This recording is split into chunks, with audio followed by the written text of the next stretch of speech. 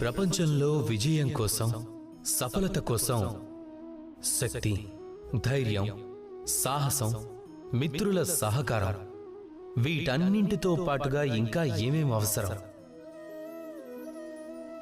నమ్మకం.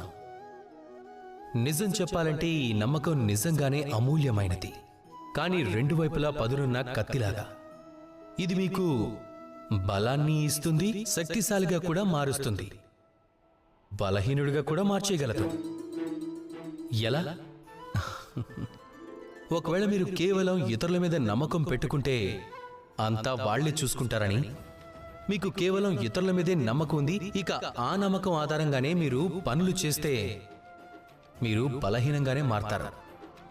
ఒకవేళ ఇదే నమ్మకం మీ మీదే ఉన్నట్టయితే గనుక ఏది ఏమైనా సరే నేను నన్ను చూసుకోగలనని, నేను దారిని వెతుక్కోగలనని, కష్టాలను ఎదుర్కోగలను అని, అలాగే జీవితంలో ముందుకు సాగగలనని, అప్పుడు ఈ నమ్మకం మీకు బలాన్నిస్తుంది.